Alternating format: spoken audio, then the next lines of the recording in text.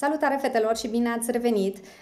Așa încep eu fiecare clip. Astăzi încă cred că este cazul să încep altfel acest clip și să-mi urez mie bine revenit, pentru că eu am cantrat skill-ul în ultimul timp de pe YouTube și ca să mă iertați că am lipsit atâta vreme, astăzi am hotărât să filmez pentru voi un clip pe care voi mi l-ați cerut de foarte multe ori, colecția mea de make-up. Astăzi o să încerc să vă arăt toate produsele. Cu siguranță o să devină un clip foarte lung, sper să nu vă plictisesc și sper să-l puteți urmări până la final. O să vi le arăt așa în mare. Am văzut pe canalul Laurei, Laura Mușuroaia, ea a făcut un clip cu toate produsele și după aceea le-am împărțit pe categorii. A făcut câte un clip pentru fiecare categorie. De exemplu, partea de, nu știu, fond de ten și pudre, un alt clip cu paletele cu farduri pentru ochi. Dacă vreți și voi, dacă nu vă plictisesc astfel de clipuri și vreți să vedeți fiecare produs în parte, o să vă rog frumos să-mi spuneți, lăsați-mi un comentariu, un mesaj privat, ce vreți voi, și dacă vreți să filmez astfel de clipuri și atunci o să filmez pentru voi. Acum nu vă mai plictisesc cu bla-blaurile mele, ci o să trec la partea interesantă a acestui clip, să vă arăt produsele de make-up. Așa arată ce a mai rămas din camera mea de make-up, adică numai un dulap. Așa arată. Dulapul l-am cumpărat de la Ikea și a costat 90 de euro. Înainte aveam o camera mea. Înainte să vină Rafael, aveam și o cameră în care aveam toate chestiile mele și aia era camera mea de make-up. Între timp s-a transformat în camera lui Rafael și ce vedeți aici este tot ce mi-a mai rămas mie din cameră. Încep cu primul sertar, deși bate un pic soarele, sper totuși să puteți vedea ceva. Aici în primul sertar am diverse chestii, pe aici în stânga am, nu știu, penseta scuțitoare și diverse chestii micuțe. Aici am produsele pentru sprâncene. Asta e kitul de la Make Up Forever și pomade-ul de la Anastasia. Aici am 100.000 de rimeluri. Unele din ele trebuie să le cam arunc pentru că nu le mai folosesc pe toate. În spate mai am chestii micuțe, nu știu, un burețel, am pentru rimel, chestii de unică folosință dacă mai fac machiaj și pentru altcineva. În al doilea sertar, aici sunt chestii mai interesante și mai colorate. Am toți pigmenții, sunt aici. Ce am pe aici? Am aici în spate de la MAC, de la Make Up Atelier. Ăștia sunt tot de la Make Up Atelier. Aici am unii de la Inglot, deși cei de la Inglot sunt în partea asta, dar am prea mult și nu au mai încăput. Aici mai am niște pigmenți de la Make Up Forever. Ăștia sunt de la Bella Pierre, i-ați văzut pe la mine într-o fotografie cu siguranță. Și ăștia toți sunt de la Inglot, se vede cât sunt de obsedată de produsele lor. Cred că am în curând, trebuie să mă uit pe listuță, cred că am reușit să cumpăr toți pigmenții. Aici în spate am niște farduri cremă de la Illamasqua. Pe aici mai am, sunt tușurile de ochi, am de la MAC, de la Inglot am câteva, am de la Make Up Atelier câteva chestii. Aici tot de la Inglot, cele colorate. Și astea de aici sunt farduri cremă de la Make Up Forever. Arată așa.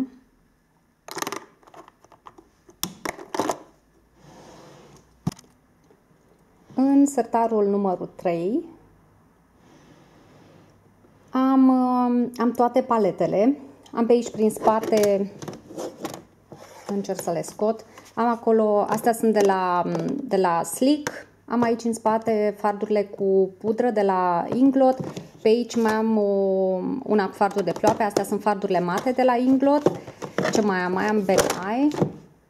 Mai am Benefit. De la Make Up Forever e o paletă în care îmi pun eu chestiile care nu au mai încăput în celelalte palete. Este o paletă magnetică. Și două palete de la MAC.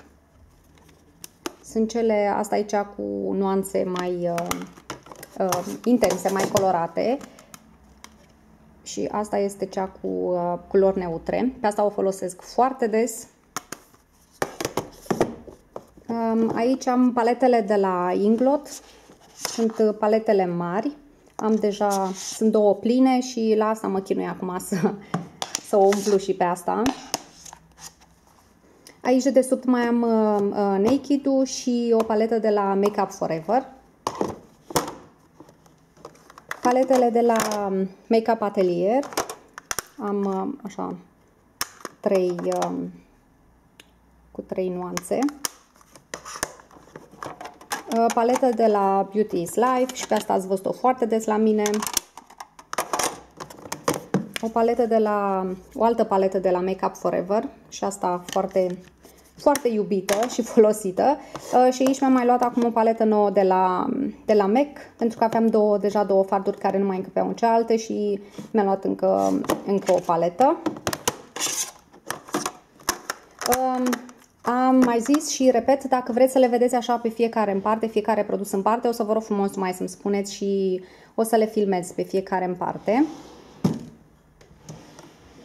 Următorul sertar. Aici mai am palete care nu au mai încăput în sertarul de sus. Am paleta cu rujuri de la Inglot, asta e cu farduri și asta e cu blush-uri. Și aici în rest am numai farduri mono, sunt numai chestii pe care nu le-am putut pune în paletă, deși recunosc că îmi plac mai mult paletele, pentru că nu știu, sunt mai organizate și pot să iau mai multe chestii odată cu mine. Pe aici ce am? Am fardurile noi de la L'Oreal, am un fard de la Bobbi Brown pe care îl iubesc, este cel așa bej șampanie, îmi place foarte mult.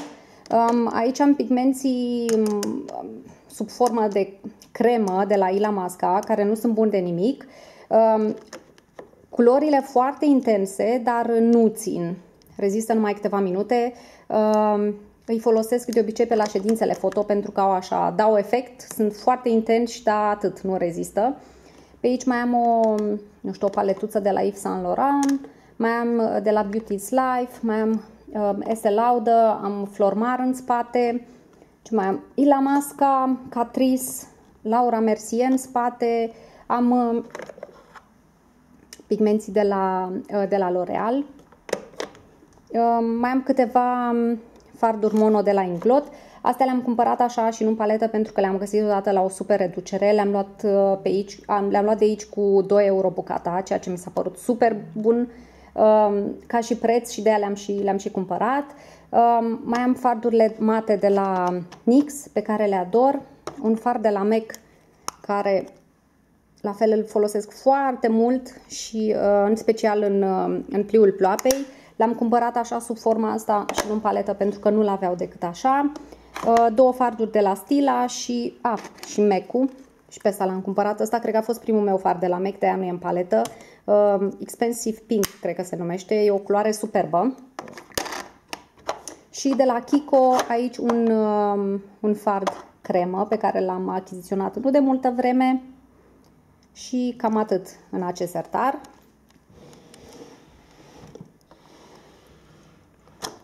Aici, ce avem aici? Aici am toate chestiile pentru ten. Fondul de ten de la Make Up Forever la care săracul mi s-a spart deja capacul. Am MAC, Make Up Forever, Inglot. Ăsta e de la L'Oreal, dar nu prea îl folosesc. Și Make Up Atelier. Astea două le folosesc, sinceră să fiu, cel mai des. Inglotul și Make Up Atelierul. Ce mai am? Mai am aici un fond de ten de la Too Faced. Asta e un spray-ul de la MAC de fixare. Îl folosesc de obicei nu pentru ten la mine, ci îl folosesc pentru fixarea pigmenților. Să-i pot folosi ca și fard de ploape. Aici am o pudră aurie pe care o folosesc de obicei pe pomeți. Pe aici am blush-urile. Blush-ul de la MAC, cel cremă de la Make Up Atelier. Bronzerul de la Too Faced, pe care îl ador. Am un alt iluminator de la MAC. Aici e paleta de corectoare de la Kat. Să încerc să le pun iarăși frumos, că nu-mi place să am dezordine în dulapul meu. Ăsta e Ăsta e spray-ul fixativ nu știu cum să-i zic, ați înțeles voi, de la Make Up Forever. Asta este un fond de ten alb de la Make Up Atelier, care, nu știu, m-a apucase pe mine la un moment dat talentul și vroiam eu să fac diverse chestii artistice, dar nu l-am folosit până acum. Pudra de la Bella Pierre, bronzerul de la Chanel, pe aici am diverse chestii iluminatoare, Bobbi Brown, Laura Mercier, am și ceva de la L'Oreal, Make Up Forever și pudra de la Ben Nye, Banana. Aici am chestiile mai micuțe și anume concealere, kitul concealer și pudră de la Bobbi Brown, ce mai am, primerul de la Sephora, The Professional, ăsta e un concealer de la, un concealer de la Make Up Forever, primerul pentru ochi de la Urban Decay, nu mai știu, astăzi de la MAC, mai am ceva de la Illamasqua în spate.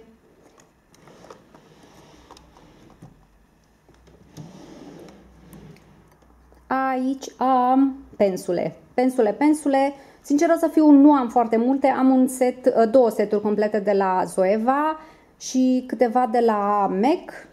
Da, am Zoeva, câteva de la MAC și două de la Da Vinci și cam atât. Asta este trusa pe care o iau tot timpul cu pensulele la ședințele foto sau când am demachiat pe altcineva.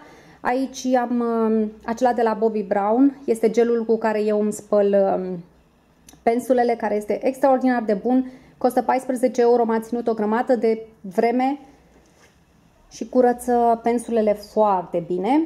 Iar aici în față am un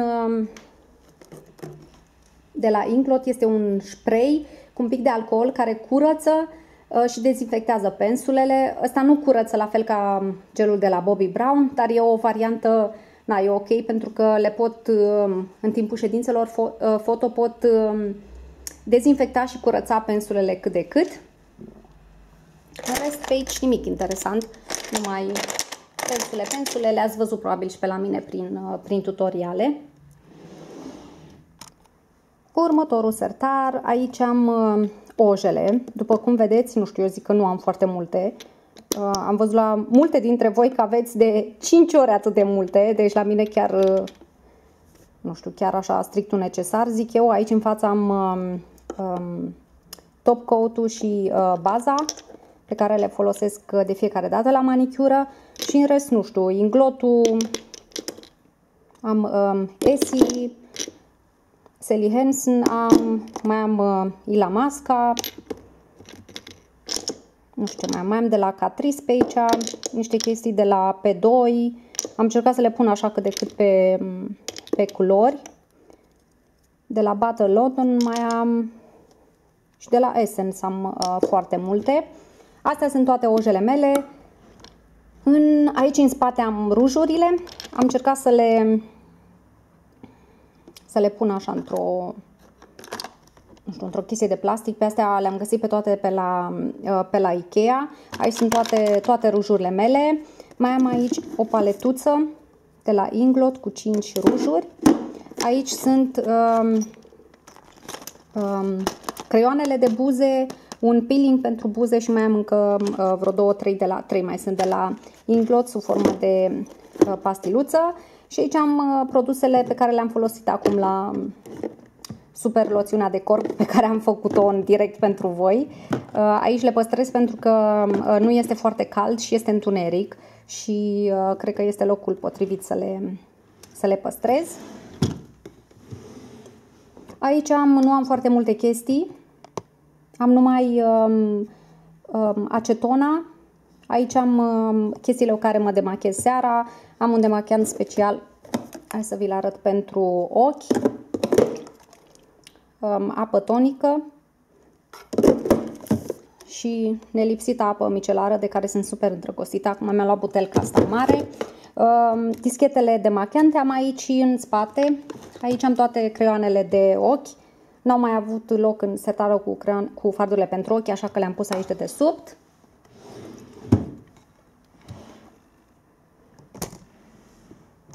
Și aici ultimul sertar, ăsta e sertarul Tsunami, zic eu.